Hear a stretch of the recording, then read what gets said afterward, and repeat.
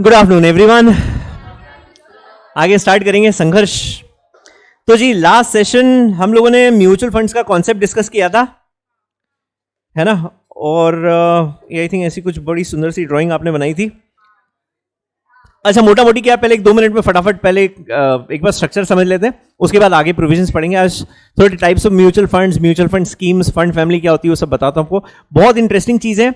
और जैसा मैं आपको बता रहा था, आई थिंक इन चैप्टर्स का सबसे बड़ा एडवांटेज ये है कि you can boast from day one, because ये सब रियल लाइफ है। आप बाहर किसी से भी जाके अगर ये सब बात भी करते हो ना, तो अगर सामने वाला थोड़ा बहुत समझदार है और समझता है इन सब चीज़ों को, यू कैन ऑल्सो कनेक्ट, मतलब जो भी बातें आप करते हो। हाँ जी, सो फंड स्ट्रक्चर हम लोगों ने पढ़ा था। म्यूचुअल फंड आप एस्टैब्लिश करते हैं in the form of a trust. उसके बाद फिर ये ट्रस्ट क्या करता है, बेसिकली पैसा रेस करता है। किससे पैसा रेस करता है? इन्वेस्टर्स। इन्वेस्टर्स इंडियन भी हो सकते हैं, फॉरेन इन्वेस्टर्स भी हो सकते हैं, they could be individuals as well as institutions. सारी category of investors can invest in a mutual fund. अच्छा, फंड क्या करता है? सब अलग अलग इन्वेस्टर से पैसा इकट्ठा करेगा, उसका एक बड़ा पूल बनाता है और फिर उस पूल को फर्दर इन्वेस्ट करता है ना। कहां पर इन्वेस्ट करता है? डिफरेंट सेट ऑफ सिक्योरिटीज ये फंड पैसा इन्वेस्ट करता है। अच्छा, आज हम लोग ना ये जो इन्वेस्टिंग कंपनीज कौन सी होती है और उनकी कौन सी सिक्योरिटीज में आप इन्वेस्ट करते हो, आज उन सब चीजों के बारे में बात करेंगे। सो ये सबसे पहले जो आप लोगों ने बात की थी कि ये फंड आपने किस फॉर्म में बनाया? This is created in the form of a trust. अच्छा, उसके बाद इसने ये इन इन्वेस्टर से पैसा रेस किया और पैसे के बदले, क्योंकि ट्रस्ट के फॉर्म में था इसलिए आपने शेयर्स नहीं दिए, आपने क्या दिए? यूनिट्स दिए। किसको दिए? इन्वेस्टर्स को। तो वो इन्वेस्टर्स इवेंचुअली क्या बन गए? यूनिट होल्डर्स, है ना। अच्छा, फिर फंड ने पूरा का पूरा पैसा इन्वेस्ट करना है। जहां पर आपने पैसा इन्वेस्ट किया उन्हें आप क्या बोलते हैं? इन्वेस्टिंग कंपनीज बोलते हैं। और डिसीजन कि कहां पर इन्वेस्ट करना है वो डिसीजन कौन लेता है? एएमसी लेती है। AMC is what? Asset management company, जो सारे के सारे फंड डिसीजंस लेती है कि अल्टीमेटली आपका पैसा इन्वेस्ट कहां होगा, है ना। Is the role of an AMC. AMC start कौन करता है? Mutual fund sponsor. Sponsor basically promoter होता है जो 40% ऑफ द नेटवर्थ कंट्रीब्यूट करता है एएमसी की। याद आ रहा है? अच्छा, उसके बाद 2-3 इंटरमीडिएरीज के बारे में हम लोगों ने पढ़ा था। पहले कस्टडियन, उसके बाद फिजिकल फॉर्म में कस्टडी होती है सिक्योरिटीज की आपकी। फिर आपने पढ़ा था डिपॉजिटरी, जो भी यूनिट्स आप इशू करते हो वो सब इलेक्ट्रॉनिक फॉर्म में आती है। तो अल्टीमेटली इलेक्ट्रॉनिक फॉर्म में कस्टडी किसके पास होती है? डिपॉजिटरी के पास। और एक debenture trustee fund compulsorily appoint करता है। जहां पर भी ट्रस्ट आया वहां पर डिबेंचर ट्रस्टी आएगा ही आएगा, ये बात तय है। तो हम लोग डिबेंचर ट्रस्टी को अपॉइंट करते हैं। डिबेंचर ट्रस्टी का पर्पस क्या होता है? To protect the interest of all the unit holders, है ना, उनका ध्यान रखना, ये उसका काम होता है। फिर हम लोगों ने एनएवी के बारे में पढ़ा था। एक झापट मारूंगा, पढ़ा था ना? तो बोलो ना, हाँ पढ़ा था। हाँ, NAV is what? Net asset value. Net asset value मतलब उसकी प्रेजेंट वैल्यू, कि अगर उस फंड की यूनिट्स आपको आज खरीदनी है तो फंड की यूनिट्स आप किस प्राइस में खरीद सकते हो, है ना। वो हम लोगों ने एनएवी डिस्कस किया था उस वक्त। एनएवी कैसे आप कैलकुलेट करते हो? Assets less of all the liabilities less of all the expenses, you have to add all the receivables divided by number of outstanding units. तो पर यूनिट आपका रेट आप आइडेंटिफाई कर सकते हो कि आज उसकी एनएवी कितनी, मतलब आपका म्यूचुअल फंड प्रॉफिट में या फिर लॉस में, वो एनएवी से आप जज कर सकते हो। यहां तक डिस्कस कर लिया था। इसमें कोई डाउट, कोई कंफ्यूजन हो तो बता दो जल्दी से, उसके आगे सुनना जरा। हाँ जी, सो इन शॉर्ट म्यूचुअल फंड हम लोग क्रिएट करते हैं in the form of trust, जो छोटे छोटे इन्वेस्टर्स से उनकी सेविंग्स मॉप अप करता है, इकट्ठा करता है, उसका एक बड़ा पूल बनाता है और उस पूल को अलग अलग सिक्योरिटीज में इन्वेस्ट करता है। जो उसने इन्वेस्ट किया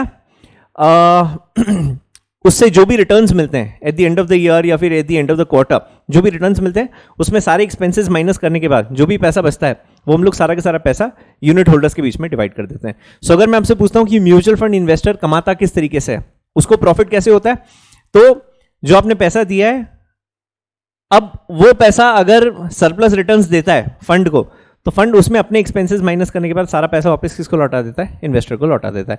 तो जैसे आप शेयर्स खरीदते हो कि आपने किसी कंपनी का शेयर मान लो 100 रुपये पे खरीदा, कल उसका रेट 120 हो गया, तो 20 रुपीज़ का आपका प्रॉफिट है। लाइकवाइज आप फंड को यहाँ पर 100 रुपये दे रहे हो। अब फंड ने जब आपका पैसा इन्वेस्ट किया और उसकी वैल्यू मान लो 120 रुपीज़ हो गई, तो 120 में से वो क्या करेगा? पहले अपने एक्सपेंसेस माइनस कर देता है जो उसने फंड चलाने के लिए खर्च किया। मान लो उसने 5 रुपये खर्च किया, तो 20 रुपीज़ का आपका प्रॉफिट था, माइनस 5 रुपीज़ जो फंड का एक्सपेंस हुआ, तो 15 रुपीज़ वो इन्वेस्टर को पास ऑन कर देगा। आ रहे समझ में? अच्छा, सो डायरेक्ट इन्वेस्टमेंट और फंड के थ्रू इन्वेस्टमेंट में एक बहुत बड़ा डिफरेंस क्या है? डायरेक्ट इन्वेस्टमेंट जब आप करते हो तो सच किसी को आपको कुछ कॉस्ट नहीं पे करनी है, वो आपका खुद का इंटेलेक्चुअल है, राइट? अच्छा, विजवेस जब आप फंड को पैसा देते हो तो फंड अपनी सैलरीज, अपने फंड मैनेजर की सैलरीज, ऑपरेटिंग एक्सपेंसेस, ब्रोकरेज, वो सारे खर्चे माइनस करने के बाद आपको रिटर्न्स देता है। सब लोग साथ में चलिए ना आगे देखते हैं। अच्छा, सबसे पहले ना मैं आपको 2 फंड स्कीम समझा रहा हूं कि कितने तरीके के म्यूचुअल फंड्स होते हैं। सो अगर आप टाइप्स देखें, so there are 2 types of mutual. अच्छा चलो नोट्स के हिसाब से आगे चलते हैं, नहीं तो नाउ हियर ये पूरा कॉन्सेप्ट जो मैंने अभी आपको एक्सप्लेन किया है ना, पूरा के पूरा जो हम लोगों ने वो पूरा उसमें डिस्कस किया था ड्राइंग में, ये वो पूरा कॉन्सेप्ट यहाँ पर बताया है। And this UTI was the first mutual fund. UTI is unit trust of India. So way back in 60s this was the first fund which was actually started. और बाद में खैर बहुत सारे अलग अलग म्यूचुअल फंड्स आ गए। आज अगर आपको म्यूचुअल फंड बनाना है, so you need to be registered with SEBI. आपका सेबी के पास रजिस्ट्रेशन होना चाहिए। सेबी आपको लाइसेंस देता है to operate as a mutual fund, और उसके बाद आप फंड बिजनेस स्टार्ट कर सकते हो ना।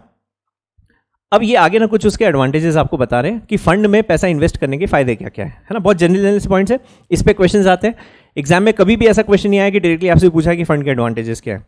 सो they'll give a statement and ultimately they'll ask you why should invest in a fund.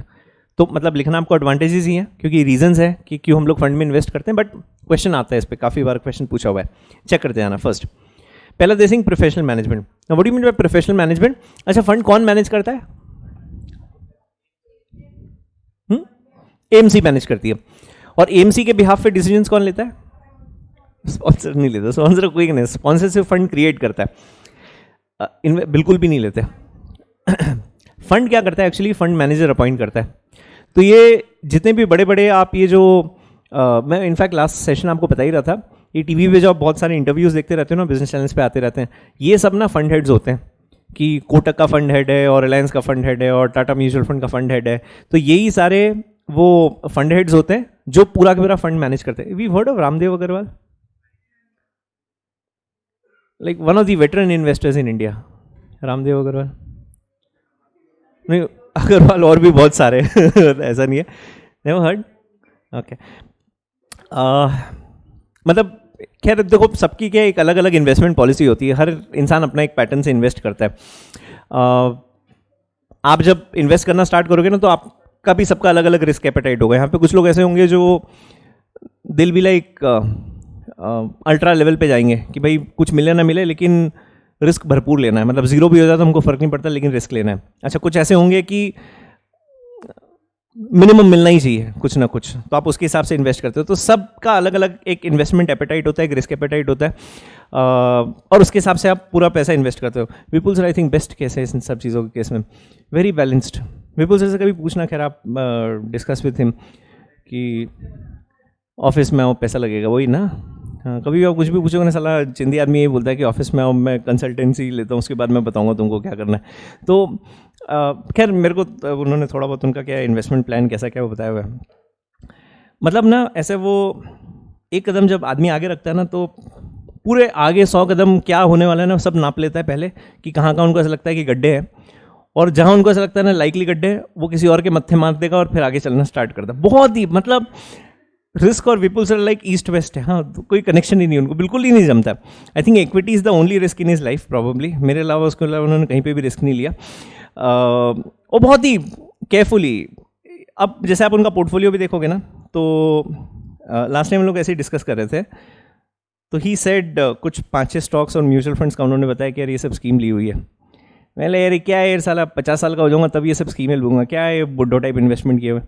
तो बोले नहीं सर बहुत बढ़िया रिटर्न दिए इसने। मैंने कितना दिया? बोले 9%। मतलब 11 मेरे से ले ले, मैं तेरे को दे देता हूँ। मतलब 9%। अब 9% कोई बहुत बैलेंस्ड रिटर्न वाला काम नहीं है। 9% मतलब कौन सा, ये जो बैलेंस फंड्स होते हैं ना, वो आपको 8, 9, 10, 11% इस तरीके के ब्रैकेट में आते हैं। अगर आप इक्विटी एक्सपोजर, इक्विटी इन्वेस्टमेंट्स की बात करते हो, तो 14% हम लोग बेंचमार्क मानते हैं कि 14 and above is equity. 8, 9 is very balance, मतलब बहुत रिस्क वाला मामला नहीं होता है। तो मैंने लगा थोड़ा चेंज कर लो कॉन्स्टिट्यूशन, 1-2 फंड चेंज कर लो। तो बोले सर आप बताओ क्या है। तो मैंने उनको 3-4 बताया। अब उसमें क्या हो गया गलती से, मेरे को ध्यान नहीं था and he just scrolled everything. तो उसमें अब कुछ ऊपर ऊपर जो स्टॉक्स दिख रहे थे ना, मैं म्यूचुअल फंड करता ही नहीं हूँ, मतलब कुछ 3-4 SIPs ली हुई है जो सालों से चली आ रही है, वो भी पता नहीं क्यों ले ली थी मैंने, बट थैंकफुली ठीक ठाक चल रही है, मतलब ऐसा नुकसान नहीं है किसी भी एसआईपी में, अच्छी चल रही है, रिटर्न्स अच्छे हैं। बाकी मैं जो भी करता हूँ मैं तो डायरेक्ट एक्सपोजर ही है, और अभी टाइम है, एज है, रिस्क ले सकते हैं, लॉस भी हो गया तो आप भर सकते हो, इतना ठीक है। और अपन ऐसा कोई लोन लेके तो कोई पैसा लगाते नहीं है, जो है मेहनत का कमाया हुआ है गया तो गया, वही सोचता हूँ, किसी का खाया हो गया निकल गया। तो अब उसमें ऊपर ऊपर के उन्होंने स्टॉक्स देखे तो उनको ऐसा लगा कि यार सर 2-4 मेरे को भी ऐसे स्टॉक्स बता दो। हाँ तो वहाँ तक खुश थे। वो स्नैपशॉट दिखा रहा था मैं, एक्चुअली वो पूरा उन्होंने वो नहीं देखा था। तो व्हेन ही स्वाइप्ड फ़ोन में ना, उसमें पूरे पोर्टफोलियो के स्नैपशॉट्स थे, तो उन्होंने गलती से ना आगे वाले पिक्चर्स देख लिए। अब आगे वाले पिक्चर्स में ना ऐसा भर भर के लॉस, ना ऐसा भर भर के, तो ऊपर वो जो अच्छे अच्छे प्रॉफिट वाले थे ना, मैं उनको वो दिखा रहा था कि इंसान मोटिवेट होगा कि भाई थोड़े अच्छे स्टॉक्स ले लें। हाँ अब उन्होंने नीचे वाले कुछ स्टॉक्स देख लिया। अब जैसे अजंता फार्मा, एक टाइम पे मैंने इतना बूस्ट किया है ना कि one of the stocks you should always stay invested in Ajanta pharma. 3-4 साल पहले अगर मेरा कोई पुराना स्टूडेंट होगा ना, मैं गारंटी के साथ बोल दूँ आपको, अगर उसने मेरी बैच की होगी ना, उसने 100% जब पहली बार स्टॉक खरीदा होगा ना, the first stock which you would have bought would have been Ajanta Pharma for sure. मतलब 200% शोरूम है। मैं इतना गंदा बोलता था ना, मतलब ऐसा बोलता था कि अजंता फार्मा नहीं है मतलब तुमने कुछ किया ही नहीं लाइफ में, इतना मैंने बोला स्टॉक के बारे में। और 5-1 साल पुराना स्टूडेंट होगा ना, उसने सन फार्मा खरीदा होगा। मतलब दिलीप सिंह भी जितना कॉन्फिडेंस से अजंता फार्मा की तारीफ नहीं कर सकता ना, उससे ज़्यादा मैं करता था कि this is one stock you can not miss upon. And अभी आज आप देखोगे ना, सबसे ज़्यादा लॉस अगर किसी स्टॉक में होता तो सन फार्मा में लॉस है। तो अब टाइम की बात थी, आई थिंक उस वक्त ठीक ठाक था, अभी तो भयंकर बुरी हालत है साला। उनके वो 4-5 ड्रग्स है, यूएस एफडीए ने रिजेक्ट कर दिया, उसके बाद स्टॉक ऊपर ही नहीं आया, 3-4 साल से बिल्कुल डेड है। तो ही सॉ दो stocks. He is like sir ये तो बहुत लंबा लॉस है। मैंने लॉस है ही नहीं सर, सारे प्रॉफिट है। तो मैंने दिखाओ कौन सा, क्या देख रहे हो? तो उन्होंने जब फ़ोन पलटा ना, मेरे को रियलाइज़ मैं लग गया काम से, अपने तक कभी लाइफ में इन्वेस्ट नहीं करने वाला। अब उसमें ना नेगेटिव रिटर्न्स वाला, और नेगेटिव कैसा है, annual loss 34%, annual loss 40%, annual loss 50%, इस तरीके का साल साल भर का लॉस आ रहा है। अब जब आप ऐसे 50% लॉस देखते हो कि मैंने किसी में लाख रुपए लगा दिया और उसकी वैल्यू 50,000 रुपये बची है, और आपने 10 लाख रुपए लगा दिया, 10 लाख में से 5 लाख का फटका बैठा आपको, तो वो जब देखता है ना, तो इन्वेस्टर का जो बचा हुआ कॉन्फिडेंस है ना, सब खत्म हो जाता है। साला हाथ में नहीं आया मेरे, बच गया। और फिर वो बोले नहीं सर मेरी म्यूचुअल फंड की स्कीम है, बढ़िया है। मैं महीने 1.5 महीने कन्विंस किया, आदमी को नहीं माना, बहुत ही बैलेंस्ड, 1 रुपये की रिस्क नहीं लेना। अच्छा, ऑन द कॉन्ट्ररी हरीश, इसका अलग ही एक रिस्क एपेटाइट है। तो लास्ट टाइम हम लोगों ने 3-4 स्टॉक्स निकाले हम कि लेने जैसे, क्या नाम था यार, सारडा एनर्जी सारडा एनर्जी करके एक शेयर है, वो भगवान जाने कहाँ से रही, छत्तीसगढ़ की कंपनी है। तो लेके आया, बोले यार सारडा एनर्जी का बाइंग कॉल है। मैंने देखा, मैंने क्या है पता नहीं, कुछ नाम ही पहली बार सुना। तो प्राइस 40-45 की रेंज में था। बोले सर इसके शेयर्स लेना अपने को। मैंने कितने शेयर्स लेना? बोलेंगे 20,000 शेयर्स। मैंने 9 लाख रुपए के होते हैं, तो लेंगे। मैंने इतना क्यों कॉन्फिडेंस? बोले सर मैं प्रमोटर्स को जानता हूँ, ये वो। और हरीश आपको मालूम है, बाकी तो खैर बोलने की ज़रूरत नहीं है। वो अगर कन्विंस करने पे आ गया तो वो मतलब लड़के को ये प्रूव कर दे कि वो बोलना चल मैं लड़की हूँ, वो अलग लेवल का कन्विंसिंग स्किल है उसका। पूरा उसने मेरा ब्रेन वॉश कर दिया। उसने बोला सारडा एनर्जी लेते हैं अपन लोग। ठीक है। अब जब तक मैं कन्विंस हुआ तब तक the stock price went till 60। उसने बोला कि इसका 120 का टारगेट प्राइस है। तो 60 रुपये में हम लोगों ने शेयर्स खरीदे। अब मैं तो यार इतना, अपन जब किस्मत की बात है, खैर आई थिंक मैं कभी किसी का सुन के इन्वेस्ट किया, मेरे को 99% लॉस हुआ।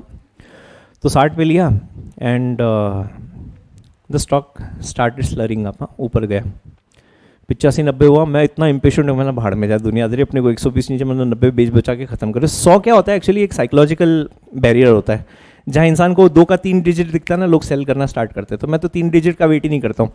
अपन तो 90 के आसपास आया, मैंने कहा निकाल भाई पाप धुले, बेच दिया। हरीश और खरीदूंगा, तो मैंने भाई मैं तो नहीं ले रहा, बस हो गया अपना सट्टा, इससे ज़्यादा चाहिए भी नहीं अपने को। आई थिंक जो कमाए 20,000 नहीं खरीदे मैंने, आप लॉस प्रॉफिट कैलकुलेट कर रहे होंगे, इतना नहीं खरीदा था, कम क्वांटिटी में खरीदे थे। तो हरीश बोला कि तूने शेयर्स बेचे? मैंने हाँ। बोले पैसे आए होंगे? मैंने हाँ। बोले मेरे को दे दे। तो मैंने तू क्या करेगा, बोले मैं और लूँगा। मैंने तो फिर मैं ही ले लेता, मतलब क्या फ़र्क पड़ रहा है, मतलब तो कोई सेंस ही नहीं है। तो उसने कहीं से कुछ जुगाड़ पानी करके मेरे को बताया नहीं है, and he bought more shares. हाँ, 130, 140, 150, 160 भागा। हाँ, फिर मस्ती भाई साहब को 160 पे और ख़रीदे, 150 160 के आसपास और ख़रीदे। हाँ ठीक है, रहेगा अपना अपना, सबका रहता है। तो ख़रीदे, उसके बाद उसने मेरे को एक दिन बताया, बोले यार मैंने और शेयर्स ख़रीदे हैं। अब वो 160 से 180 190 गया, 190 से उसने जो रिवर्स लिया होगा तो आ गया 30-32 रुपये पे। हाँ अब इस बीच में कहाँ धुला वो मेरे को भी पता नहीं है। और उसने मेरे को 2-3 प्राइसेस तो बताया, क्वांटिटी मेरे को आज तक पता नहीं कि असली में कितनी खरीदी थी उसने, मेरे को भी आइडिया नहीं है। और सट करके नीचे आया एक दिन, भयंकर स्ट्रेस में। उधर अपना खैर वो फर्स्ट फ्लोर पे केविन था ना, वो बैठे रहते थे हम लोग, और एकदम स्ट्रेस में बैठा हूँ। मतलब क्या हो गया रे? बोले यार थोड़ा लॉस हो गया यार। मतलब किस में? बोले यार वो एक शेयर खरीदा था उसमें लॉस हो गया। क्या एक और उस वक्त उसने ना कोई तो एक डिफेंस वाला कोई स्टॉक खरीदा, मेरे को नाम याद नहीं आ रहा उसका, तो बोला उसमें लॉस हो गया। तो मैंने बोला सट्टा था? बोला हाँ यार प्योर स्पेकुलेशन था, कॉल बेस था, वो गया तरीके से धुल गया उसमें। मैंने कितने से उतरा? बोले गया 5-7 पेटी से गया। तो बढ़िया, बधाइयाँ। तो फिर उसने बोला बोले यार एक स्टॉक ऐसा पता जिसमें यार 4-5 लाख रुपए कमा लूँ।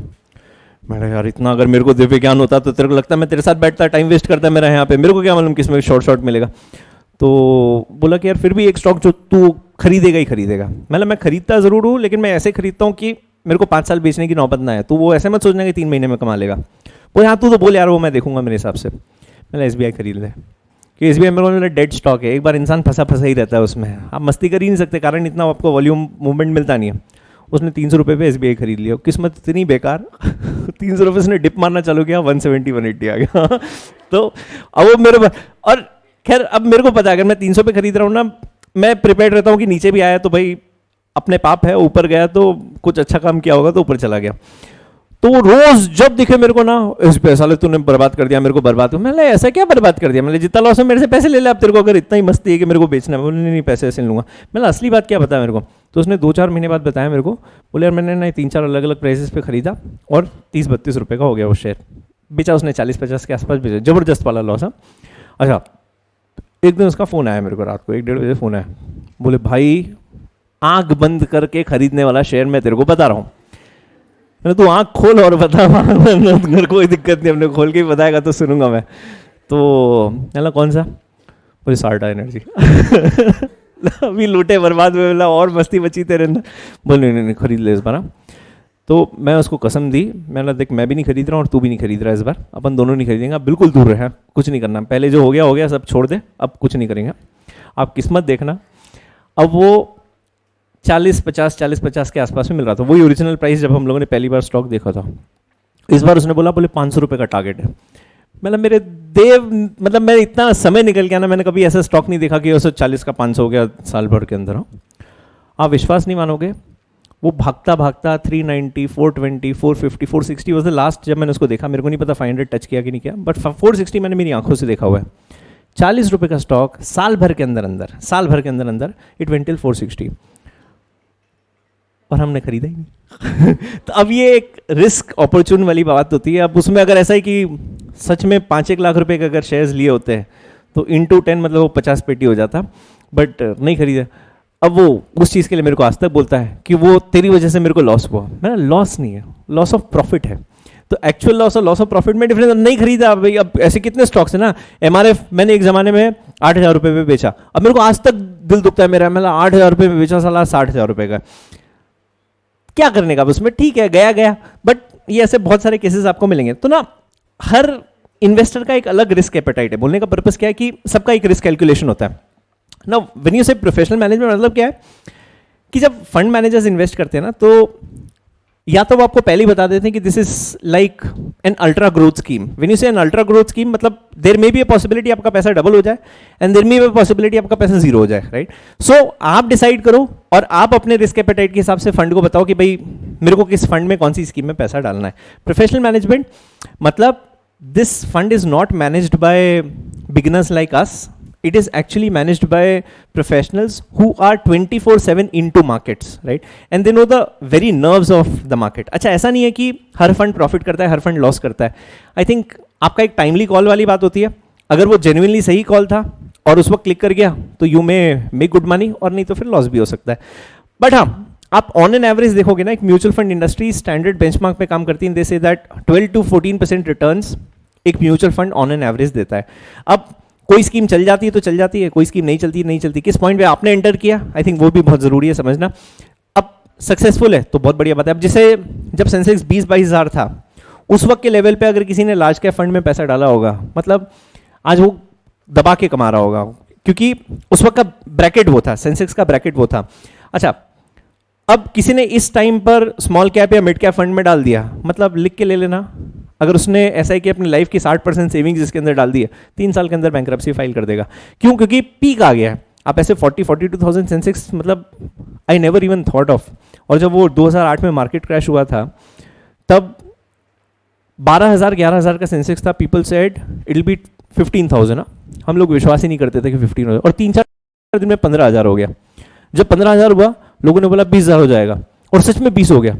अब 20 हुआ ना, लोगों ने बोला 30 हो जाएगा. अब जब 11 का 15 हुआ और सच में हो गया, जब 15 का 20 हुआ और सच में हो गया, तो मेरे को लगा जब ये बोल रहे कि 20 का 30 होगा तो सच में होगा. तो 20,000 जब सेंसेक्स था ना, मैंने इतना भर भर के, मतलब मेरी लाइफ की जो सबसे बड़ी सेविंग्स थी ना, मैंने उस वक्त डाली. और वहां पर जो सेंसेक्स क्रैश हुआ ना, तो 7,000 पॉइंट पे आ गया. और वो उस वक्त, माँ कसम झूठ नहीं बोल रहा, मेरा उस वक्त का लॉस ना आज तक लॉस है. It's been 11-12 years. वो उस वक्त का लॉस मेरा आज तक का लॉस है. वो एक भी स्टॉक ऊपर नहीं आया जो उस वक्त मैंने सब खरीदे हुए थे. अब 12 साल हो गए, स्टॉक ऊपर नहीं आया, मतलब सोचना कितना गंदा हिट किया होगा. अच्छा, सेंसेक्स 20 का 40,000 हो गया, लेकिन मेरे जो स्टॉक्स पहले 98% लॉस में थे, अब 90% लॉस में है. तो बस 8% ही कमाया मैंने जब सेंसेक्स डबल हो गया. तो आई थिंक मार्केट और टाइम की बात है. प्रोफेशनल मैनेजमेंट, दे अंडरस्टैंड कि मार्केट किस डायरेक्शन में जा रहा है, और उसके बेसिस पे वो लोग आपका पैसा इन्वेस्ट करते हैं. So this is predominantly manage by very matured set of investors, जिनका खुद का भी पैसा काफ़ी कुछ स्टेक पे रहता है in the markets. Is professional management. और आप इन फंड मैनेजर्स की सैलरीज देखना है यार, they earn pretty heavy. 20-20, 25-25 crore, 30-30 crore रुपए इन लोगों की सैलरीज होती हैं. तो मतलब ऑब्वियसली इनके जो AUM is assets under management काफ़ी सब्सटेंशियल होता है. 2,000 करोड़, 3,000 करोड़, 5,000 करोड़ मैनेज कर रहे हैं. जो इंसान 5,000 करोड़ मैनेज कर रहा है, मतलब he has 5,000 crore in his kitty, तो ऑब्वियसली वो उस तरीके का उसका स्टेचर होगा. रामदेव अग्रवाल ने इसलिए बोला था, he is the fund manager for Motilal Oswal group of companies. One of the very balanced and most iconic investors you know I have ever read about. Brilliant यार. उनके स्टॉक रिकमेंडेशंस में यूजुअली देखता हूँ, बिकॉज ही टॉक सेंस. तो सबका एक अपना test होता है, बट समहाउ यार उनका वो जो आइडियोलॉजी है ना with respect to investments, brilliant है यार. I have this mutual fund scheme, Motilal Oswal most focused fund करके है यार. उसका पोर्टफोलियो देखना, that's like my dream portfolio. मतलब व्हेन आई रिटायर, मेरी ऐसी सपना है कि ना, कि जब मैं बताऊँ ना कि व्हाट आई हैव अर्नड, सो वो बस उस तरीके का स्टॉक सिलेक्शन मेरे portfolio beautifully done, very beautifully done. मतलब ऐसा कि इंसान ने बिल्कुल ऐसा समझा कि यार this is my real worth, और वैसे करके उनका स्टॉक्स ब्यूटीफुली डन. तो डिपेंड्स, सबका अपना अपना एक अलग इन्वेस्टमेंट ब्रैकेट है. Professional management. Second, diversification. खैर यार आई थिंक हम लोग पहले पॉइंट से इसके बारे में बात करें. डाइवर्सिफिकेशन मतलब क्या होता है कि आपने अलग अलग अलग टाइप्स ऑफ सिक्योरिटीज़ में, अलग अलग सेक्टर्स की कंपनीज में आपने पैसा इन्वेस्ट किया है. अच्छा, अब जैसे सेक्टरल फंड्स बोलते हैं इसको. सेक्टरल फंड मतलब जो एक पर्टिकुलर सेक्टर में ही इन्वेस्ट करता है. अब आप आज से 4 साल 5 साल पहले देखते हैं ना, telecom was a hot cake. मतलब most attractive companies in India after IT and pharma, अगर कोई थर्ड पे आती थी ना, तो टेलीकॉम कंपनीज मानी जाती थी. आज की डेट में अगर किसी को ऐसा लगता है कि मैंने बहुत कमा लिया, अब बस मेरे को सोशल सर्विस करनी है, इन्वेस्ट इन टेलीकॉम, तो हालत बहुत खराब है. It's I think one of the most sick sectors in India. बिल्कुल ही बुरी हालत है. तब जो एक टाइम पे हॉट केक था, मैं बोल रहा हूँ कि लोग यू नो अप्रिशिएट करते थे इफ़ यू हैव एयरटेल और if you have idea in your portfolio. आज उससे बड़ी गाली नहीं है अगर आपके पोर्टफोलियो में स्टॉक्स है तो डिपेंड्स यार. टाइमली आपको you should change your portfolio. Diversification मतलब क्या होता है कि आपने एक पर्टिकुलर इंडस्ट्री में इन्वेस्ट नहीं किया, आपने अलग अलग सेक्टर्स की अलग अलग कंपनीज में इन्वेस्ट किया, ताकि आप रिस्क डिवाइड कर सकें. Third is convenient administration. अच्छा, आपने फंड को एक बार 10,000 रुपये देना था, आपने दे दिया 10,000 रुपये, उसके बाद आपको कुछ करने की जरूरत नहीं है। आपको रोज चेक करना है? नहीं। करना चाहते हो तो करो, बट कुछ करना नहीं है। पेपरलेस है, आपके अकाउंट में यूनिट्स आ जाती है, उसके बाद वो इन्वेस्टर्स, जो भी फंड मैनेजर होगा वो अपने हिसाब से इन्वेस्ट करता है, रिटर्न्स आपको पता चलते रहते हैं, आपकी आज की प्रेजेंट एनएवी क्या है, आपको रोज सुबह अपडेट आ जाता है, आपको कुछ करने की जरूरत ही नहीं है। कन्वीनियंट एडमिनिस्ट्रेशन मतलब क्या है? मेरे को नहीं देखना है कि मेरा कौन सा स्टॉक ऊपर है कौन सा स्टॉक नीचे है। जबकि आप डायरेक्ट इन्वेस्टमेंट्स करते हो तो आपको पता होना चाहिए कि आपके प्रेजेंट स्टॉक वैल्यू कौन से स्टॉक्स की कितनी है। Fourth, return potential. अच्छा, ऐसा मानते हैं कि mutual funds give you better returns as compare to individual investments. Why? बहुत प्रोफेशनली मैनेज्ड होते हैं, मतलब रिसर्च होता है इन लोगों का पीछे। अच्छा, अब जैसे when I select a stock कि मेरे को ये स्टॉक किस होराइजन से खरीदना है, जैसे मेरे को 6 महीने के लिए खरीदना है, 6 साल के लिए खरीदना है, तो मेरे ना 10-12 पॉइंट्स है विच आई लुक एट। मैं उसके बेसिस पे मेरा सब चार्ट वार्ट बना लेता हूँ। I look at 3 years pattern, I look at 5 years pattern, I look at 3 months pattern, और उसके बेसिस पे मैं इन्वेस्ट कर देता हूँ। सो अगर आप मेरे से पूछोगे कि एक स्टॉक सेलेक्ट करने के पीछे मेरा रिसर्च कितना होता है, आई थिंक 30 मिनट्स, सर के ऊपर पानी, 30 मिनट से ज़्यादा मैं स्टॉक को नहीं देता हूँ। तो मैंने 5 स्टॉक्स देखे, 2-2.5 घंटा बैठा, उसमें से मैंने 1 या 2 स्टॉक्स निकाले जो मेरे को लगता है कि वर्दी है, एंड मैंने पैसा डाल दिया। इतना ही मेरा रिसर्च होता है। अच्छा, आप म्यूचुअल फंड्स का रिसर्च देखना, इनकी पूरी टीम्स होती है 15-15, 20-20 लोगों की, जो घुसे रहते हैं एक एक पर्टिकुलर स्टॉक को लेकर। और रीज़न लोगों का पैसा है। मैं कितना इन्वेस्ट करूँगा? 50,000, लाख रुपए, 2 लाख रुपए, 3 लाख रुपए एक स्टॉक में। ये कितना इन्वेस्ट करते हैं? 50 करोड़, 100 करोड़, 200 करोड़। तो रिस्क में डिफरेंस होता है कि अगर मेरे को आज कोई बोलेगा ना 100 करोड़ इन्वेस्ट करना, तो मेरे से हाथ कांपेंगे थर थर करके कि 100 करोड़, वो भी मेरा खुद का नहीं है। मेरा खुद का होता ना तो मैं एक्सेप्ट कर लेता कि ठीक है, लॉस तो लॉस, लोगों का पैसा, अपने यहाँ पे लोगों का पैसा डुबा दे, लोग पत्थर मारते हैं, तो रिस्की है। तो इसलिए ऑब्वियसली इनका रिसर्च काफ़ी होता है इन सारी चीज़ों, इसलिए रिटर्न पोटेंशियल ज़्यादा होता है यार। बट मेरा तो जेन्युइनली यार म्यूचुअल फंड से ज़्यादा अपन खुद डायरेक्टली कर लेते हैं। मतलब आज तक ऐसे एग्जाम में मत लिख के आना हाँ कि हमारे सर ज़्यादा कमा लेते हैं, don't invest in mutual fund, ऐसा मत करना। बट प्रैक्टिकली मेरी जो 4-5 स्कीम्स हैं उससे ज़्यादा तो मेरे को मेरे डायरेक्ट इन्वेस्टमेंट्स में मिल जाता है। और मे भी शायद इसलिए कि मैं I've been holding on to those securities since a very long time. That could be one reason. But मिलता है यार decent। और थोड़ा क्या होता है, इन्वेस्ट करना आपको स्टार्ट करना पड़ेगा। मतलब वो तैरना है तो पानी में डूबने वाली बात है। मतलब एक बार कूदना बहुत ज़रूरी है, 1-2 बार डूबोगे ऐसा लगेगा मरने जैसे, अपने आप सीख जाओगे। तो आई थिंक इसमें भी ऐसे ही है, 1-2 बार आपको ऐसा वो लॉस वाली फीलिंग आई, अपने आप अक्ल आ जाएगी कि अब प्रॉफिट कैसे करना है। बट हाँ, वो उसके लिए लॉस होना बहुत ज़रूरी है। And find me one investor in the world who can with confidence say that I have never done losses। फिर वो कितना भी लॉन्ग टर्म इन्वेस्टर हो, 5 साल 10 साल तक भी नहीं बेचता होगा ना शेयर्स, उसने भी 100% लॉस किया होगा। मतलब ऐसा हो ही नहीं सकता कि आपने लॉस नहीं किया। तो या तो आपने इन्वेस्ट ही नहीं किया है या फिर लॉस किया है, दोनों में से एक पॉसिबिलिटी है। सो ठीक है, गलतियाँ करते करते सीख जाओगे। आगे लो कॉस्ट। लो कॉस्ट क्यों? अच्छा, जैसे हम लोग ट्रेड कम करते हैं इसलिए अपना ब्रोकरेज ज़्यादा होता है, म्यूचुअल फंड ट्रेड ज़्यादा करता है इसलिए उनका ब्रोकरेज, जो रेट ऑफ ब्रोकरेज है वो कंपेरेटिवली कम हो जाता है। होलसेल में कोई चीज़ खरीदते हो तो भाव कम हो जाते हैं ना, तो वैसे ही ये भी क्वांटिटी में शेयर्स खरीदते हैं इसलिए इनका रेट ऑफ ब्रोकरेज कम होता है। आगे liquidity. What is liquidity? Conversion into cash. अब जैसे आप शेयर्स बाय सेल कर सकते हो डीमैट फॉर्म में कभी भी, तो वैसे ही म्यूचुअल फंड की यूनिट्स भी लिस्टेड होती हैं। तो आप जिस पॉइंट पे यूनिट्स बेचना चाहो आप इमीडिएटली यूनिट्स सेल कर सकते हो। तो जितना लिक्विड आपका स्टॉक पोर्टफोलियो है इतना ही लिक्विड आपकी म्यूचुअल फंड की यूनिट्स है, आप कभी भी उसे लिक्विड कर सकते हो। ट्रांसपेरेंसी, मैं भी आपको बता ही रहा था, अब तो सब मोबाइल एप्लीकेशन पे आ गया है। तो ट्रांसपेरेंट मतलब वो कल क्या खरीदने वाले हैं फोरकास्टिंग लिस्ट में होता है, कल क्या खरीदा था वो ऑलरेडी उनकी इन्वेस्टमेंट लिस्ट में होता है कि आपने कौन से स्टॉक्स खरीदे, कौन से स्टॉक्स आपने बेचे, और प्रेजेंट एनएवी कितनी है। अब ये सब बहुत टेक्नोलॉजी बेस्ड है तो ट्रांसपेरेंट होता है। मतलब ऐसा नहीं होगा कि म्यूचुअल फंड इन्वेस्टर को पता ही नहीं कि उसका पैसा कहाँ पर लगा हुआ है, इट डजंट हैपन नाउ। तो सारी की सारी चीज़ें ट्रांसपेरेंट है। ये सारी क्या है ना, एडवांटेजेस हैं कि अगर आप फंड में इन्वेस्ट करते हो तो ये सब फायदे हैं। ना टाइप्स ऑफ म्यूचुअल फंड्स, ये पढ़ना है यार, ये क्वेश्चन काफ़ी बार एग्जाम में आया है। 2 स्कीम्स फंड की, पहला हम लोग बोलते हैं क्लोज एंडेड, दूसरा हम लोग बोलते हैं ओपन एंडेड। अच्छा, अब ये थोड़ा एक कॉन्सेप्ट समझना पहले।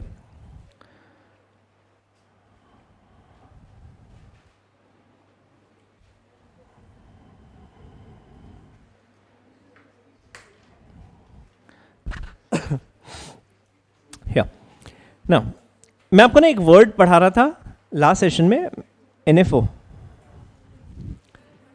न्यू फंड ऑफर, है ना।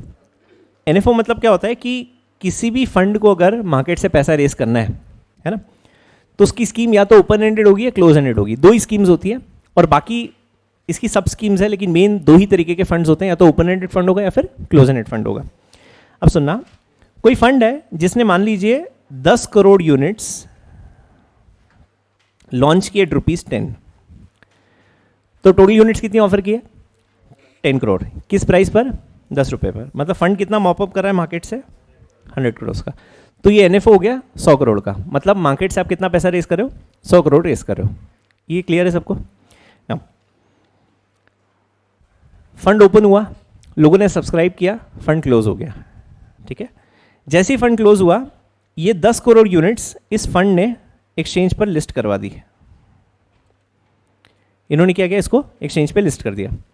अब जैसे ही लिस्ट किया तो फंड की कितनी यूनिट्स लिस्टेड है? 10 करोड़। अच्छा, किसके पास है ये?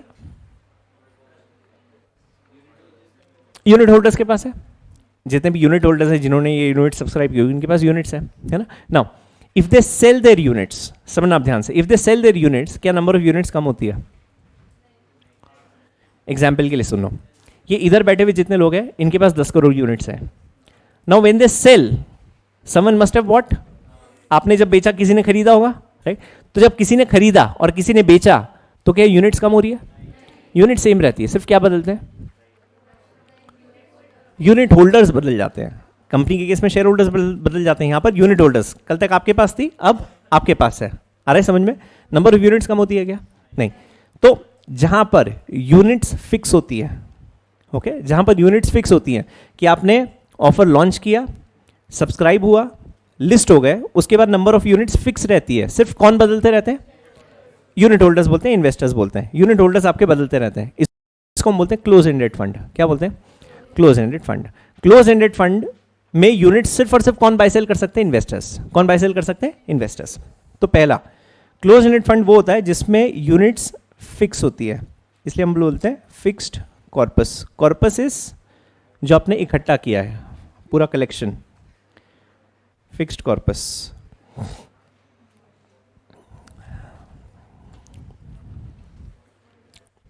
Done?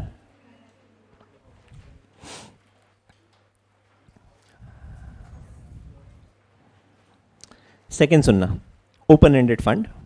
Now what is open ended? अच्छा, कितने यूनिट्स का ऑफर था? 10 करोड़ यूनिट्स का ऑफर था, है ना। 10 करोड़ यूनिट्स आपने ऑफर कर दी पब्लिक को, ओके। नाउ अगर वो ओपन एंडेड फंड है तो उसमें यूनिट्स बेचने के लिए आपके पास दो अपॉर्चुनिटीज हैं। यूनिट्स बेचने के आपके पास दो अपॉर्चुनिटीज है। पहला, या तो आप किसी इन्वेस्टर को बेच सकते हो, है ना, कि जैसे for example I am a unit holder, ठीक है, मेरे पास फंड की यूनिट्स है, मेरे को अपनी यूनिट्स बेचनी है, तो या तो मैं बायर ढूंढ लूँ, आप सपोज बायर हैं, आप इंटरेस्टेड यूनिट्स खरीदने में, या तो मैं आपको बेच दूँ, पहला। दूसरा, अगर मुझे कोई बायर नहीं मिलता है, अगर मुझे बायर नहीं मिला तो मेरी यूनिट्स खुद फंड खरीद लेगा। क्लोज एंडेड अगर फंड है तो उसमें मुझे बायर चाहिए तभी मेरी यूनिट्स बिकेगी, अदरवाइज मेरी यूनिट्स नहीं बिक सकती है। कंपनी का जब आईपीओ आता है, पब्लिक इशू आता है, आपके पास शेयर्स अलॉट हुए, अब आपको शेयर्स बेचना है, और जब आप बेचना चाहते हो और अगर कोई बायर नहीं है, कोई खरीदने वाला नहीं, तो आपके शेयर्स बिकेंगे क्या? नहीं। तो क्लोज एंडेड फंड एग्जैक्टली वैसे ही होता है कि एक बार आपको यूनिट्स मिल गई, उसके बाद अगर आपको आपकी यूनिट्स बेचनी है, you should have a buyer. Exchange क्या करता है? आपके लिए बायर ढूंढ लेता है, राइट, क्योंकि मार्केट प्लेस है वो पूरा की पूरा। तो क्लोज एंडेड फंड में आपको बायर ढूंढना पड़ता है जो मेरी यूनिट्स खरीदने में इंटरेस्टेड है, राइट। अगर वो फंड ओपन एंडेड है तो मेरे पास दो अपॉर्चुनिटीज है। पहला, या तो मैं किसको यूनिट्स बेचूंगा? बायर को। अगर बायर मिल गया तो बायर को बेचूंगा, अगर बायर नहीं मिला तो मैं यूनिट्स फंड को भी सेल कर सकता हूं। अरे समझ में? अच्छा, अब जब फंड भी मेरी यूनिट्स खरीदेगा तो नंबर ऑफ यूनिट्स कम हो जाएगी। मेरी 10 करोड़ यूनिट्स थी टोटल फंड की, ओपन एंडेड फंड है, राइट। मेरे पास इस फंड की 1 करोड़ यूनिट्स है, ठीक है, कितनी है? 1 करोड़। मैंने बहुत ढूंढा, कोई बायर नहीं मिला, तो मैंने अल्टीमेटली ये यूनिट्स वापस किसको जाकर दे दी? फंड को। फंड ने वो यूनिट्स कैंसिल कर दी, तो नंबर ऑफ यूनिट्स जो कल तक 10 करोड़ थी आज रिड्यूस होकर कितनी हो गई? 9। क्योंकि फंड अपने नाम से तो यूनिट्स नहीं रख सकता है। आप खुद के यूनिट होल्डर, शेयर होल्डर बन सकते हो क्या? कंपनी खुद की शेयर होल्डर बन सकती है? नहीं। तो आपकी नंबर ऑफ यूनिट्स कम होगी, कितनी हो जाएगी? 9 करोड़। समझ में आ रहा है? तो ओपन एंडेड फंड के केस में आपका जो कॉर्पस होता है दैट इज वेरिएबल। समझ में आ रहा है ना? फिक्स्ड और वेरिएबल के बीच में डिफरेंस समझ में आ रहा है? फिक्स्ड मतलब एक बार यूनिट्स आ गई उसके बाद इतनी मार्केट में रहेगी, इस फिक्स्ड। वेरिएबल क्योंकि आप फंड को भी यूनिट्स बेच सकते हो और फंड आपकी यूनिट्स खरीदता है तो आपकी यूनिट्स हो सकता है कम हो जाए। अच्छा 3 महीने के बाद फंड को ऐसा लग रहा है कि मेरे को वापस से यूनिट्स ऑफर करनी है पब्लिक को, तो फिर से वो 2 करोड़ यूनिट्स ऑफर कर देगी। तो यूनिट्स बढ़ भी सकती है कम भी हो सकती है। कौन से केस में? Open ended. किस में फिक्स रहती है? क्लोज एंडेड में फिक्स होती है। मतलब जितनी एक बार आ गई इतनी मार्केट में रहेगी। डिफरेंस समझ में आ रहा है सब लोग साथ में? तो किसकी यूनिट्स फिक्स रहती है, किसकी यूनिट्स चेंज होती रहती है? ओपन एंडेड की। नाउ क्योंकि इसकी यूनिट्स फिक्स होती है इसलिए लिस्ट हो सकता है। ओपन एंडेड कभी भी लिस्ट नहीं हो सकता। क्यों? आप एक्सचेंज को क्या बोलोगे, कितनी यूनिट्स लिस्टेड है? अगर आपने बोला 10 करोड़, बाद में 1 करोड़ आपने बाय कर ली तो फिर 9 करोड़ ही बची। फिर 2 महीने के बाद आपने वापस 50 लाख इशू कर दी तो 9.5 हो गई।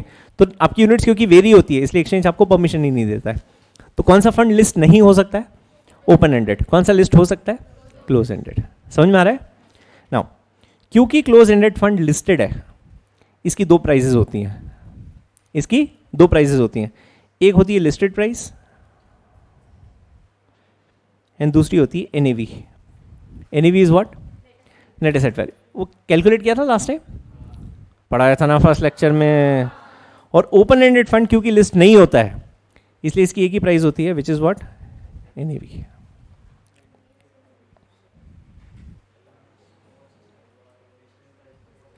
क्या होगा?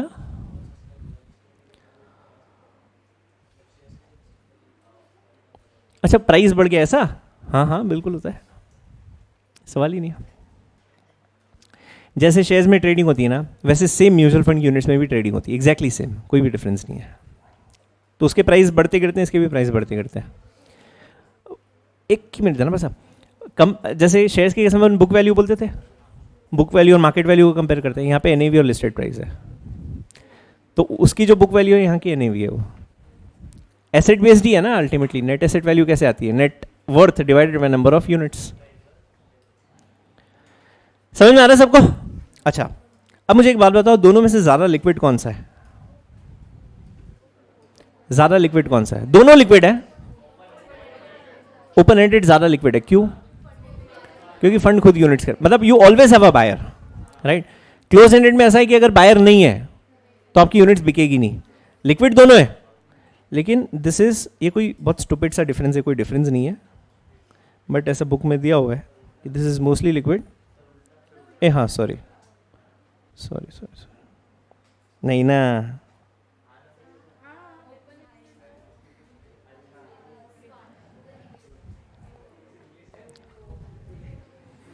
हंस रहे थे ना सुबह मेरे पर साले।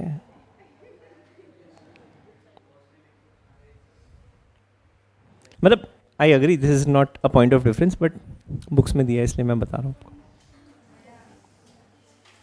आएगा। मोस्टली लिक्विड, हाईली लिक्विड में क्या ज्यादा लिक्विड लग रहा है आपको? हाँ मतलब पहली बार मैंने पढ़ा था मेरे को भी समझ में नहीं आ रहा था क्या बोलना चाह रहे हैं, बट रीजन समझ में आ रहा है ना? क्यों? फंड खुद यूनिट्स खरीद सकता है इसलिए हमेशा you have a buyer. Clear है सबको? इसमें कोई कंफ्यूजन हो तो बताओ। तो फंड्स 2 तरीके के होते हैं, कौन से?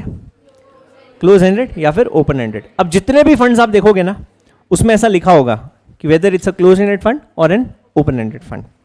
तो अब किसी भी समझदार इन्वेस्ट से बात करो आप, जब म्यूचुअल फंड्स के बारे में बात करो तो उसको पूछना, वो आपको इंटेलेक्चुअली बहुत साउंड समझेगा। उसको पूछना कि which kind of fund is this. सामने वाला बोलेगा कि क्या पूछ रहा है, बोले which kind of fund, open ended close ended, क्या बोल रहा है?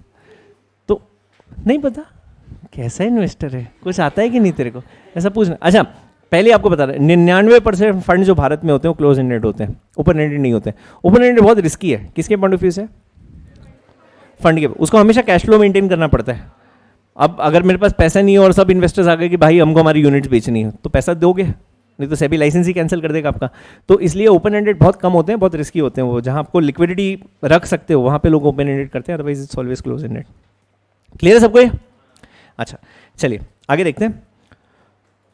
उसके बाद तो यार ये आपने ये दोनों के डिफरेंसेस पढ़े, ओपन एंडेड क्या होता है, क्लोज एंडेड। अच्छा म्यूचुअल फंड प्लान्स बहुत स्टूपिड है, ये भी पता नहीं क्यों दिया है, ऐसे ही पढ़ लो यहाँ पे, मतलब एकदम बच्चों वाली चीज़ है। एक they are saying regular plan, दूसरा बोल रहे हैं डायरेक्ट प्लान। डायरेक्ट प्लान मतलब जहाँ पर फंड खुद अपनी यूनिट्स पब्लिक को ऑफर करता है, और रेगुलर प्लान मतलब आपने किसी डिस्ट्रीब्यूटर को अपॉइंट किया और उस डिस्ट्रीब्यूटर को आपने अथॉरिटी दी कि भाई तू मेरी यूनिट्स बेच। अच्छा, अपने यहाँ पे रेगुलर प्लान ज़्यादा चलते हैं। वाई? बिकॉज इन्वेस्टर्स तक पहुँचाना कि कोई फंड आ रहा है जो अपनी यूनिट्स लॉन्च कर रहा है, ये थोड़ा सा टास्क है। जैसे आईपीओ मार्केट, अच्छा अभी आई थिंक कुछ इन्वेस्टर्स हैं यहाँ पे, 1 2 3 4, नाइस। अभी ये जो इन्वेस्टर्स हैं ना, मतलब जो ऑलरेडी इन्वेस्ट करते हैं, इनको ना ये डेफिनेटली पता होगा कि कौन सी कंपनी का आईपीओ आ रहा है, पता चल जाता है, मतलब कहीं ना कहीं से बहुत इजी है पता करना। अभी मैं आपसे पूछूं कि कौन सा म्यूचुअल फंड अपनी कौन सी नई स्कीम लेकर आ रहा है लेटेस्ट?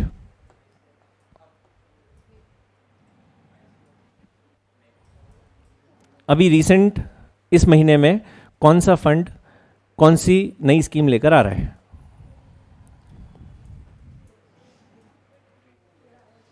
हाँ, मतलब ऑनेस्टली मेरे को भी नहीं पता, मैं आपसे पूछ रहा हूँ, आप जो भी बोल दो मेरे को सही मानना पड़ेगा, मेरे को भी नहीं पता। अच्छा, क्यों नहीं पता है?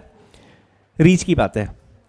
आईपीओ क्या होता है? Once in a lifetime activity होती है। फंड की इतनी स्कीम आती है ना, हर महीने कोई ना कोई कुछ ना कुछ लिस्ट करता रहता है, बहुत मुश्किल है ट्रैक रखना। तो इसलिए अभी तक ना इंडियन मार्केट इतना मेच्योर्ड नहीं है कि आप डायरेक्टली इन्वेस्टर्स तक पहुंच जाओ।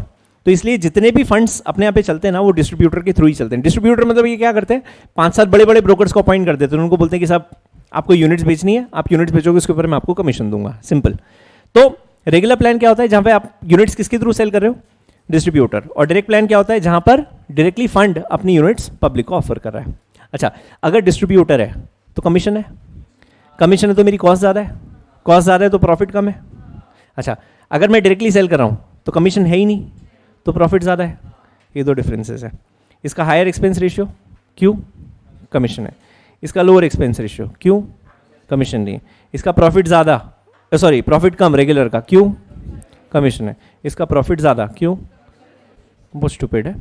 तो अपने को बस मुद्दे की बात ये ध्यान रखनी है कि डायरेक्ट प्लान मतलब क्या होता है, फंड डायरेक्टली दे रहा है। रेगुलर प्लान मतलब क्या होता है, जो डिस्ट्रीब्यूटर के थ्रू दे रहा हो। कॉमन सेंस है ना? चलो, अब यार ये समझना, ये बहुत इंपॉर्टेंट है, इससे काफ़ी क्वेश्चंस बनते हैं आपके, टाइप्स ऑफ म्यूचुअल फंड्स। अच्छा अब सुनो, हाँ बिफोर आई व्हाट, तुम लगा के आते हो क्या? कैसे थोड़ी थोड़ी देर में कुछ भी याद आता है तुमको? हाँ,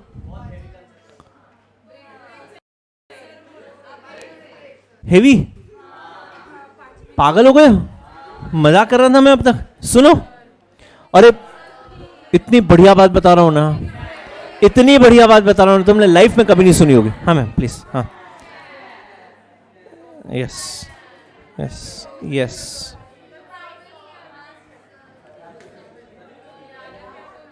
सुन सुन, 5 मार्क्स एग्जाम पक्का है, टका चोर से कार्तिकी। चलो तो ध्यान दो जल्दी से, सुनो सुनो सुनो। अरे मैं कुछ पढ़ा नहीं रहा हूं यार, सुनो ना बात, सुनो तुम यार, बहुत ड्रामा करते हो साला। अभी हरीश क्या कर रहे लेक्चर में, करना जो भी करना तुमको, जरा ध्यान सुनो।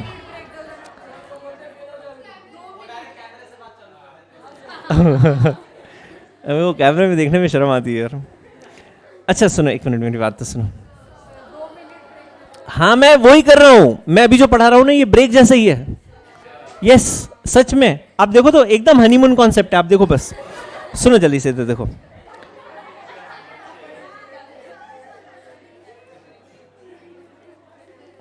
सुनो, हाँ देखो, अरे कुछ पढ़ना थोड़ी ना आपको, मैं क्या बोला, पेन वेन भी रख दो, कुछ मत लिखो, बस कुछ मत लिखो, पेन वेन सब रख दो, बस तुम सुनो। देखो एक है फंड, फंड मतलब क्या हो गया, तुम किसी की मौत में आए हो गए, ऐसे क्या करते हो यार, रुको तो 1 मिनट में खत्म। पानी डाल दूंगा, ज़्यादा चढ़ चढ़ चढ़ चढ़ किया ना, अभी ना मैं सट पानी डालना चालू करता हूँ। कर, और कौन sir sir sir sir sir कर रहा, भाग जाओ। लो, और किसको नींद आ रही है, और किसको नींद आ रही और किसको नींद आ रही है, और किसको नींद आ रही, भाड़ में जाओ सालो। चलो अब सुनो, जल्दी जल्दी से देखो, अरे झाले रे भाऊ, झाले झाले बघा. तो ये अपना आईसीआईसीआई म्यूचुअल फंड. अब आपने क्या किया, आईसीआईसीआई म्यूचुअल फंड ने 4-5 विचित्र विचित्र स्कीम स्टार्ट की. जैसे एक है इसकी ग्रोथ, एक है बैलेंस्ड,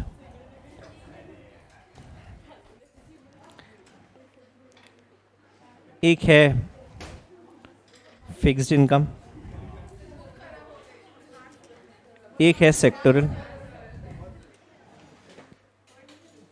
और एक है टैक्स सेविंग स्कीम. खत्म ही हो गया, कॉन्सेप्ट ही खत्म हो गया. मत जब तक तुम पानी पूछोगे कॉन्सेप्ट खत्म हो जाए, मत पूछो, ऐसे ही सुनो. हाँ जी. अच्छा, तो देखो फंड फैमिली क्या होता है, इधर उधर ध्यान देना. एक म्यूचुअल फंड, ये फंड आपने किस फॉर्म में बनाया, ट्रस्ट के फॉर्म में. सो सेबी के पास क्या रजिस्टर्ड है, सेबी के पास दिस फंड इज रजिस्टर्ड, है ना. So this is a SEBI registered mutual fund. और इस म्यूचुअल फंड ने 5 अलग अलग स्कीम स्टार्ट की है. अच्छा 5 भी छोड़ो, अभी ऐसा समझना कि इस फंड ने एक स्कीम स्टार्ट की, which is what, a growth scheme. ना ग्रोथ स्कीम क्या होती है वो हम लोग टाइप्स ऑफ म्यूचुअल फंड्स में पढ़ेंगे. ग्रोथ अभी एकदम शॉर्ट में समझना आपको. ग्रोथ मतलब जहां मेरा पैसा ग्रो हो रहा है. पैसा कहां पे ग्रो होता है, अगर आप इक्विटी में इन्वेस्ट करते हो, of course with certain amount of risk, लेकिन उसमें ग्रोथ दिखती है.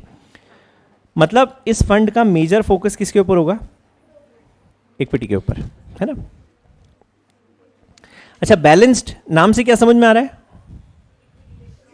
हाँ, it's a combination of equity plus debt. जब आप बोलते हो फिक्स्ड इनकम या इनकम ओरिएंटेड फंड, मतलब आपका फोकस किसके ऊपर है, डेट. फिर चौथा हम लोग बात करें सेक्टरल फंड. सेक्टरल फंड मतलब किसी एक पर्टिकुलर सेक्टर की कंपनी में ही इन्वेस्ट करता है. से फॉर एग्जांपल आपको ऐसा लग रहा है कि भाई जीवन में समस्याएं बहुत है, बीमारियां बहुत है, तो किसी फंड ने एक फार्मा फंड स्टार्ट किया. फार्मा फंड मतलब कौन सी कंपनीज में इन्वेस्ट करेगा, नहीं दवाइयों में नहीं इन्वेस्ट करता, दवाइयाँ बनाने वाली कंपनीज में इन्वेस्ट करेगा. इसको हम बोलते हैं सेक्टरल फंड. क्या बोलते हैं, सेक्टरल. सेक्टरल फंड मतलब एक पर्टिकुलर सेक्टर की कंपनीज में ही इन्वेस्ट करेगा, फार्मा के अलावा कोई दूसरा स्टॉक नहीं खरीदेगा. एंड 5वां इज टैक्स. क्या हो गया, ओह आ गया ना. ईएलएसएस सुना होगा आप लोगों ने, टैक्स में equity linked saving scheme. Okay, जब डिडक्शन पढ़ोगे ना तब आएगा ये सब. टैक्स सेविंग स्कीम का मतलब क्या होता है कि जब आप उस फंड में इन्वेस्ट करते हो तो you can claim tax rebates, आपको टैक्स में छूट मिलती है. ठीक है, अब सुनो, हाँ बस मेरे को फंड फैमिली आपको क्या समझाना था. सेबी के पास आपकी स्कीम्स रजिस्टर्ड नहीं होती है. सेबी को आपको सिर्फ बताना होता है कि कौन सी स्कीम आप स्टार्ट कर रहे हो. रजिस्ट्रेशन स्कीम का नहीं होता है. रजिस्ट्रेशन किसका होता है, फंड का होता है. रजिस्ट्रेशन किसका होगा, फंड का. ठीक है, सो सेबी किसका लाइसेंस, मतलब किससे सेबी से लाइसेंस कौन लेगा, ये फंड लाइसेंस लेगा. और ये फंड कौन सा है, आईसीआईसीआई म्यूचुअल फंड. अब आईसीआईसीआई म्यूचुअल फंड जब भी नया कोई फंड लॉन्च करता है, नई कोई स्कीम लॉन्च करता है, से फॉर एग्जाम्पल उसने सबसे पहले ग्रोथ फंड लॉन्च किया. हाँ जी इधर ध्यान दो, सुनो सुनो सुनो जल्दी से. तो ग्रोथ फंड आपका, तो इसने आज जब पैसा रेस किया, इसने ये बता के पैसा रेस किया कि भाई वो ग्रोथ फंड के लिए पैसा रेस कर रहा है ना. अच्छा 3 महीने के बाद उसको बहुत अच्छा रिस्पांस मिला, ग्रोथ फंड से रिटर्न्स डिसेंट आ रहे हैं, तो उसको ऐसा लग रहा है कि मेरे को एक और नई स्कीम लॉन्च करनी है, which is let's say balanced fund. ठीक है, और अब बैलेंस स्कीम. तो उसने 3 महीने बाद एक नई स्कीम पूरी की पूरी बना के लॉन्च कर दी, which is a balance scheme, right. अच्छा अब सही बताने का पर्पस क्या है, फंड एक ही है, जो ट्रस्ट आपने क्रिएट किया है ना, जो शेल आपने क्रिएट किया वो एक ही है, सिर्फ क्या अलग अलग है, उसकी स्कीम्स अलग अलग है. ठीक है, सो ये है फंड, ये है उसकी स्कीम्स. आएगा आएगा देखो, तो फंड एक ही है, सिर्फ क्या अलग अलग है, स्कीम्स अलग है. और इस पूरे स्ट्रक्चर को हम लोग बोलते हैं फंड फैमिली. इसे आप क्या बोलते हैं, फंड फैमिली. अब इसमें सिंपल सी बात समझना, देखो मार्केट या तो ऊपर जाएगा या नीचे आएगा, है ना, लाइफ में हर चीज ऐसी होती है. अब अगर आपकी एनर्जी या तो बढ़ेगी या कम होगी, है ना, बस यही हो सकता है ना. और कुछ होता है कि भाई सुनो मेरी बात सुनो, इधर ध्यान दो, इधर ध्यान दो, जल्दी से इधर देखो। अगर मार्केट ऊपर जा रहा है ना, मतलब मार्केट बुलिश है, बुलिश बोलते हैं हम लोग उसको, आगे पढ़ेंगे बुलिश बेरिश क्या होता है। अगर मार्केट ऊपर जा रहा है तो ग्रोथ फंड खरीदोगे या फिक्स्ड इनकम फंड खरीदोगे?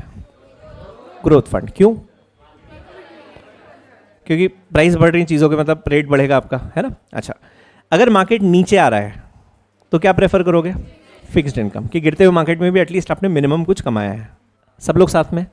अब सुनना, मेरा पैसा आज ग्रोथ फंड में है। कहाँ पर है? Growth fund.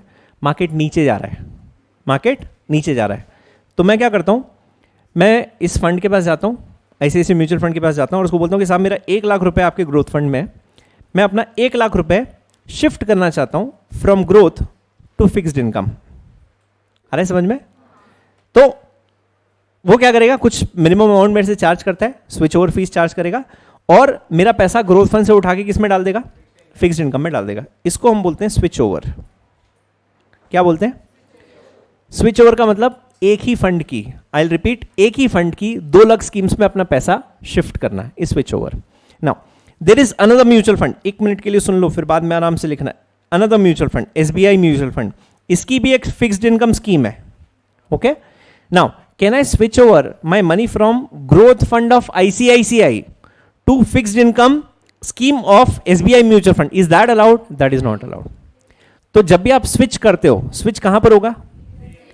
उसी फंड की किसी दूसरी स्कीम में आप पैसा स्विच कर सकते हो। इसको हम क्या बोलते हैं? Switch over. इसे आप क्या बोलते हो? Switch over. सब लोग साथ में। अच्छा, एक और छोटी सी बात सुनना, जब ये फिक्स्ड इनकम स्कीम आपने स्टार्ट की तो इसका टेन्योर था 10 ईयर्स। कितना था? 10 ईयर्स। ओके, 10 साल पूरे हो गए, फंड बहुत सक्सेसफुल था, इन्वेस्टर्स को ऐसा लगता है कि फंड आगे और चलना चाहिए, फंड को भी ऐसा लगता है कि फंड आगे और चलना चाहिए, बिकॉज बहुत सक्सेसफुल था, राइट। तो आप इन्वेस्टर्स के पास गए, आपने इन्वेस्टर्स से परमिशन ली, 75% of you investors have agreed, right. 75% investors ने अग्री कर लिया कि मेरे को इस फंड को आगे कंटिन्यू करना है। तो उस म्यूचुअल फंड ने उस स्कीम को और 10 साल आगे बढ़ा दिया, उसी म्यूचुअल फंड ने उस स्कीम को 10 साल और आगे बढ़ा दिया। समझ में आ रहा है? इसको हम बोलते हैं रोल ओवर। क्या बोलते हैं? Roll over. स्विच ओवर और रोल ओवर में डिफरेंस क्या है? स्विच ओवर एक ही फंड की 2 अलग स्कीम्स के बारे में बात करता है, रोल ओवर उस फंड की सेम स्कीम का टर्म आगे बढ़ा देता है, इज रोल ओवर। डिफरेंस समझ में आ रहा है? स्विच ओवर 2 स्कीम्स के बीच में होता है एक फंड की, रोल ओवर उस फंड की उसी स्कीम का ही टर्म आगे बढ़ जाता है, इज रोल ओवर। क्लियर है? कोई डाउट हो तो बताएं जल्दी से। एनीवन? मैम देर साथ में? सुमित तो साथ में ही है। हो गया यही पढ़ाना, तुम बोलोगे तो भी नहीं पढ़ाऊंगा इसके आगे, लेकिन क्वेश्चन लिखेंगे, आंसर लिखना पड़ेगा। क्वेश्चन क्या था ma'am? Order of SEBI is binding upon the parties to the dispute. Very nice. चलो आंसर बता दो भैया। Order of SEBI is binding upon the parties to the dispute. नहीं आया? 1 2 क्या लिखना है वो पता नहीं है। बहुत बढ़िया। और कोई? ओह, सबने लिखा है? क्या लिखा है?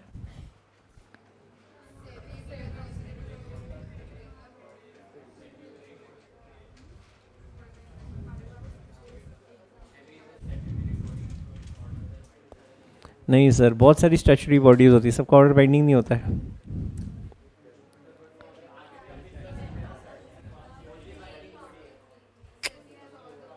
कितने लोगों ने पावर्स ऑफ सेबी लिखा है? Okay nice. अब हाँ,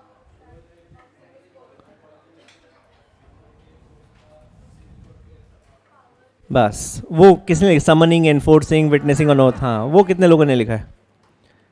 वेरी नाइस। अच्छा सुनना, मैंने क्वेश्चन इसलिए दिया था आपको, एग्जाम में कभी नहीं आएगा, चिंता मत करना, आ जाए तो बोनस है आप लोगों के लिए। 90% लोग गलती करेंगे इसमें। एक्चुअली आपके मॉड्यूल्स में ना पावर्स ऑफ सैट दिया है कि सैट के पावर्स क्या क्या है, वो पढ़ा था ना। Summoning, enforcing, x Partey, dismissing the application, setting aside the x Partey order, याद आ रहा है? एविडेंस ऑन एफिडेविट, है ना, जो तुमने चिराग सर के सामने मेरी बेइज्जती कराई थी। तो वो सारी चीज़ें लिखनी थी। अच्छा, वो पावर्स ऑफ सैट है। अब जब हम लोग क्लास में पॉइंट डिस्कस करते थे, मैंने आपको बताया था कि सेबी, एडजुडिकेटिंग ऑफिसर और सैट सबके पावर्स सेम है, और सेम इसलिए क्योंकि सबको पावर्स एक ही जगह से मिले, विच वॉज सीपीसी। तो जो सिविल कोड के पावर्स हैं वही सेम पावर सेबी के भी है, वही एडजुडिकेटिंग ऑफिसर के भी है, और वही पावर सैट के हैं। तो एक्चुअली आपको सैट के पावर्स लिखने थे। आए समझ में? इन शॉर्ट क्या लिखना था वो बता देता हूँ आपको।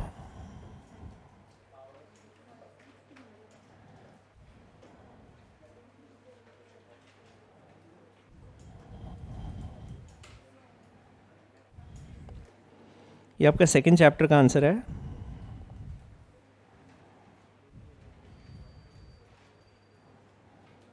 ये दिख रहा है, पावर्स ऑफ सैट, पेज 15। ये सब पॉइंट्स लिखने थे आपको, 7 पॉइंट्स। ये आपका आंसर है। हाँ, बस बस। SEBI enjoys following powers as provided by CPC 1908 as that of a civil court, और SEBI has all the powers as that of a civil court as per CPC 1908 1 2 3 4 5 6 7। ये 7 पॉइंट्स लिखने थे आपको, ठीक है। ये डायरेक्ट क्वेश्चन था, मतलब एज इट इज सेम लिख दिया तो भी चल जाएगा, कोई प्रॉब्लम नहीं है। इसको थोड़ा अगर आप अपने हिसाब से मॉडिफाई करना चाहते हो कर सकते हो, बट मीनिंग ना बदल जाए, इतना देखना है ना। ये उसका आंसर था। ये तो लिख लेना है, ये क्या ही लिखवाऊंगा आपको, क्वेश्चन लिख लो। अच्छा, कितने लोगों ने ये लिखा है? कुछ कुछ कैसे होता है यार, तो सब लिखे, कुछ भी नहीं लिखा। अच्छा ओके, जो इससे सिमिलर लग रहे थे वो ये वाले लिख दिए, बाकी पता नहीं कुछ और ही लिखा है आप लोगों ने। Okay nice. कितने लोगों ने सिर्फ ये लिखा है? एक भी नहीं, बस इसलिए मैं आपको बोल रहा था कि मैक्सिमम स्टूडेंट्स ये क्वेश्चन गलत करेंगे अगर एग्जाम में आए तो। हाँ जी, क्वेश्चन लिख लें। आपने टेस्ट किसका दिया है अभी? Depository buyback. सेबी का भी नहीं हुआ है ना? As if I care what you say। अच्छा, मैं अभी तो क्वेश्चन आपको बता रहा हूँ, क्वेश्चन तो लिखने दो। अरे हाँ ना, रुक जाओ ना, सब तुम ही बता दो, पढ़ा भी तुम ही लो ना सालो, चुप रहो। क्वेश्चन लिखो। Chapter semi constitutional set intermediates भी हो गया ना आपका। ओ सेट लिखो। The role of merchant banker, the role of merchant banker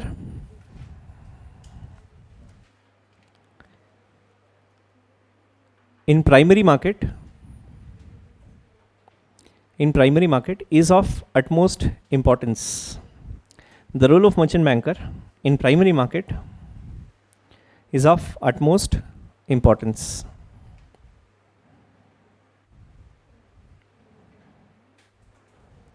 Full stop. Comment. Also narrate who can be a merchant banker. Also narrate who can be a merchant banker.